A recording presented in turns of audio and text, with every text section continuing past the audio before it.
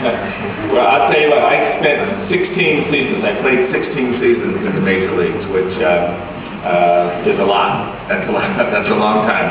And again, I started with the Dodgers and I signed out of high school. So I was actually 17 years old when I signed my first professional contract.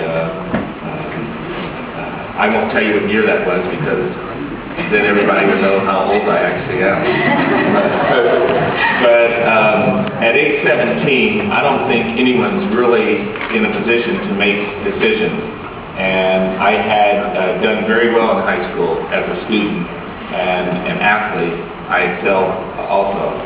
But I had no plans on becoming a Major League Baseball player. That was not in my, that wasn't anything, that was not an aspiration of mine at all.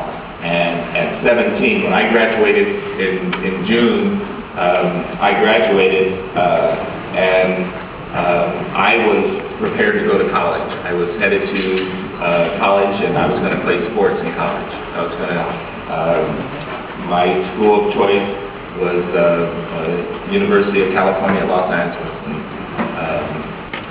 if I said that in a forum of university kids back home, that would get the same applause as saying that I'm the manager of the Lotte Giants. It's a very popular school, especially for the sport that I was going to go for, which was basketball. I was a basketball player, and I was going to play basketball. And that summer, I went to. One of my best friends asked me if I would play on his summer baseball team. It was just an amateur baseball team, and because one of the players had left to go on a family vacation. And he asked if I would play shortstop for the team, and I said, well, you know, I'll try. If it doesn't get in the way of my basketball, I'll go out and try. And so I ended up playing on this team for 2 weeks, and a scout, a major league scout for the Los Angeles Dodgers saw me play and asked me if I wanted to play professional baseball. And that's the only way that's the way that I was actually signed and became a player. Absolutely. Reverse. But it was, from there, like I said, I was 17 years old, and my father had watched me go through, play baseball, and I played basketball and football. I tried to do anything that I could to keep from studying, not really. But and so I went, he was the first person that I went to, and I told him that this guy is offering me, you know, a contract, and it was for more money than my father made in a year. So to turn it down would be, I don't know. For me, I just wouldn't do that. I wouldn't embarrass my father that way. So I wanted to do whatever I could in order to help the family. And I eventually turned down my scholarship to go to UCLA and ended up playing baseball. And I had to make those decisions at 17. But whatever my father said, whatever you decide to do, he's going to back me in it. And that was enough for me to know that I needed to do whatever I could to help my family. And I was able to do that by signing a baseball contract. If I could just real quick tie those last two questions together. I'm sure everybody's path to the major leagues is different. No athlete's path in the U.S. and in Korea. But is there a general average for how Americans or Dominicans or any other nationality get into the American Major League, and then how people get into the Korean Major League? And have you kind of seen differences in that average? Oh, it's quite different. And it's a big decision in the U.S. It's a big decision whether to go to college or whether to become a professional baseball player in this instance, because the same thing happens in all the other sports. Basketball and American football are the same. And but for me, the biggest difference is you know,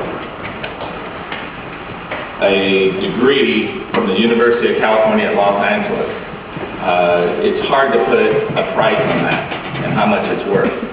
So in my contract, my father just told me to make sure that if the Los Angeles Dodgers really wanted me, that they would pay for my education also, which they did. And that was part of my contract, is that when I was through playing baseball, that I would be, that I would have the luxury of going to a major college in the United States. I didn't know at that point in time that career was going to go for 18 and a half seasons. So I didn't, by the time I was finished playing, my educational money became my daughter's educational money, and I just put it in the bank and made it work. But the difference is, here in Korea, the answer to your question is, here in Korea, they start at a very young age, like your question was. They will start baseball, and that's all they do, is baseball. And in the U.S., no. When a kid from another country comes in, he will actually study and learn the language, learn the English language. He'll have classes each and every day.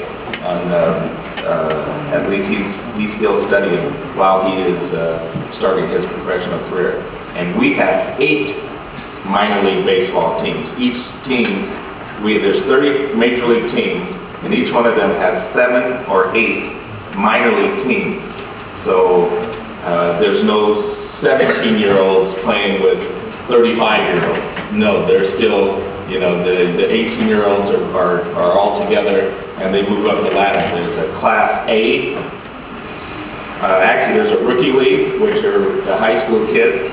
Then there's a Class A, Double A, and Triple A. And each one, there's 2 rookie league teams. There's 2 or 3 single A teams, 1 Double A, and 1 Triple A. And you usually go through the ranks in order to make it to the major leagues. And so the 4 years that you would be studying at a university, you're studying baseball at that point in time, after you've done your high school and gotten your grades for high school.